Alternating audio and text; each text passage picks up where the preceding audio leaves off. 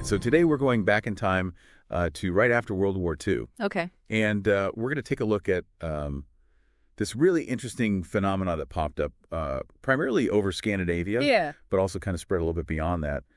It's called the ghost rockets of 1946. Ah, yes, the ghost rockets. So what we're going to try to do today is really dive into what these things might have been, because nobody seems to have a good answer for it. Right.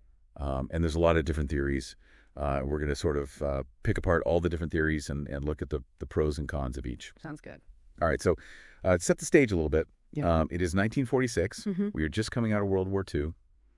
And, you know, tensions are already starting to kind of ramp up between the Soviet Union and the West. Right. And so everybody's kind of on edge, and people are looking up in the skies for, you know, potential threats. Yeah, you've got this backdrop of post-war anxiety, and everybody's thinking about new technologies, Right. new weapons. What's next? Wait. And then this happens. Yeah, and so beginning in the spring of 1946, we start to get reports primarily from Sweden and Finland. Finland was actually first. Oh, is that right? Yeah, so if you go back and look at the timeline, the very first reports actually come out of Finland as early as February of 1946. Wow, so even earlier than I thought. Yeah, so it kind of starts there, and then it picks up steam throughout the spring and summer and into the fall. And what are they seeing in those early reports? Well, a lot of the descriptions are pretty similar.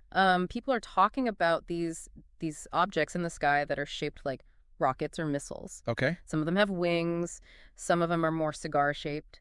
It kind of varies a little bit, but the general shape is this sort of elongated rocket-like object. And these are being seen in broad daylight? A lot of them are, yeah. Yeah. There are some nighttime sightings, but a lot of these reports are happening during the day. And so are people just assuming that these are, Soviet missils or something? Oh. Well, I mean, that's certainly one of the first thoughts that comes to mind. Yeah. Right?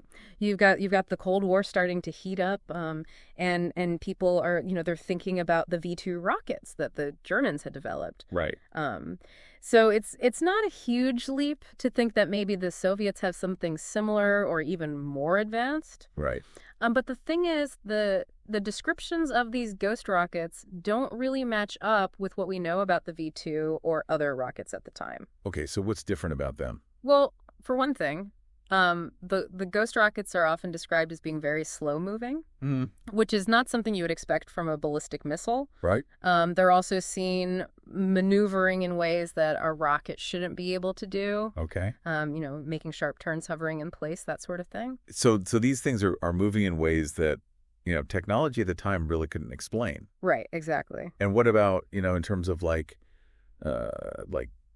noise or any kind of like trails or anything like that? Yeah, so the reports on that are a little bit more mixed. Okay.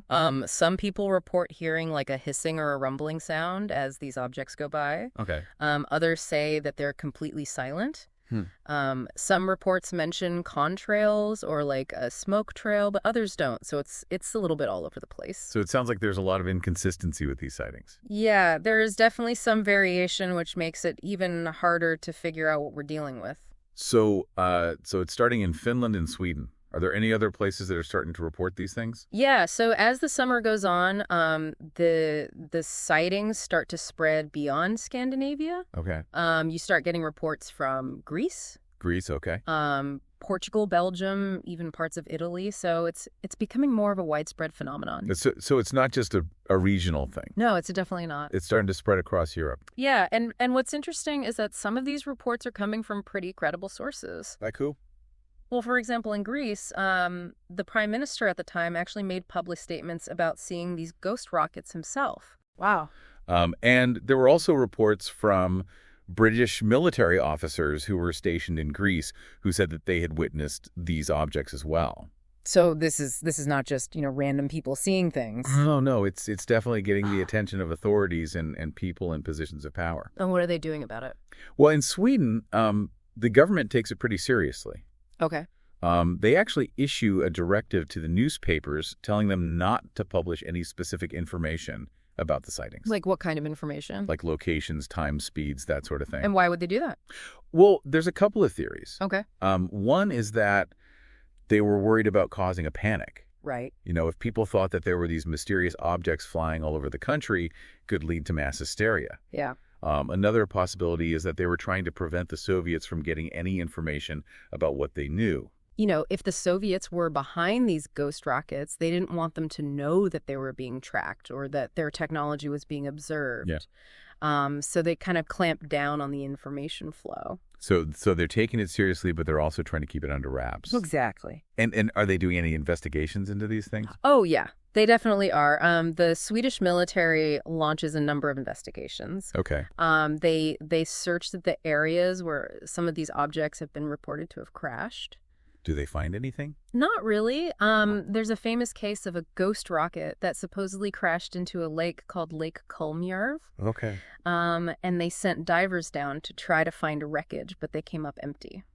Huh. So nothing conclusive? No, not at that point. Okay. But they did interview a lot of witnesses. They collected radar data. They even brought in some outside experts to help with the investigation. Right. And one of the interesting things is that there's a memo that was written by the Swedish Ghost Rocket Committee. Ghost Rocket Committee. Okay. Yeah. They had a whole committee dedicated to this. They did take it seriously. Oh, yeah, absolutely. Okay. And in this memo, they say that they had collected reports of about 100 impacts. 100 impacts. Wow. Yeah. And they actually recovered debris from about 30 of those impacts. Okay. And what was the debris? Well, most of it turned out to be just meteorites. Okay. But there were a few pieces that they couldn't identify. Hmm. And that kind of added to the mystery. Yeah, I bet. If it was all just meteorites, then it would be a pretty simple explanation. Right. But the fact that there were these unidentified pieces of debris, it kind of kept the door open to other possibilities. And what were some of those other possibilities? Well, one of the theories that was floated was that these ghost rockets were actually some kind of secret weapon being developed by a foreign power. Okay. And there was even some speculation that it might be the U.S. that was behind it. Yeah. There were some people who thought that maybe the U.S. was testing out some new technology in secret and that these ghost rockets were somehow related to that. And was there any evidence to support that? Not really. It was mostly just speculation. Okay. But it's interesting to note that the U.S. did show a lot of interest in these ghost rocket sightings. I did. Oh, yeah. They sent some of their own investigators over to Sweden to look into it. Wow. People like James Doolittle, for example. Oh, wow. He was a famous pilot and a general in the U.S. Air Force. Right. And he actually went over to Stockholm to meet with some of the Swedish officials who were investigating the ghost rockets. So that definitely suggests that they were taking it pretty seriously. Right, absolutely. And so if they were ruling out the Soviets and maybe even considering the U.S., what were some of the other explanations that were being thrown around? Well, one of the more intriguing theories is that these ghost rockets might have been extraterrestrial in origin. Okay, so we're getting into UFO territory now. Yeah, kind of. This is the early days of the UFO phenomenon. Right. And so it's not surprising that people would start to think about that possibility. Especially given that there's no real good explanation for what these things are. Right. And was there any evidence to support the extraterrestrial hypothesis? Well, there's a really interesting document that was declassified by the U.S. Air Force in 1948. Okay. And in this document, they talk about how the Swedish Air Intelligence Service was considering the possibility that these ghost rockets were not of earthly origin. Wow. Yeah.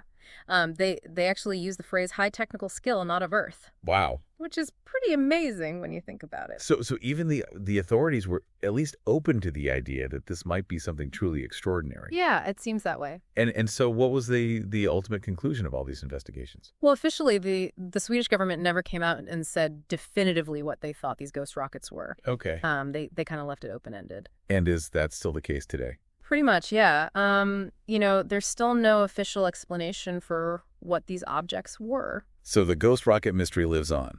It does. So what do you think?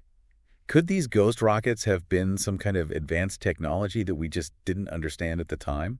It's certainly possible. I mean, if you look at the descriptions, the way they moved, the fact that they seem to defy the laws of physics as we knew them, Right. it does suggest that maybe we were dealing with something beyond our current understanding. Or maybe it was something even more extraordinary. Right. Maybe it was a glimpse into something truly alien. A mystery that continues to this day. Exactly. And what does that tell us about our place in the universe? What else might be out there that we just haven't discovered yet?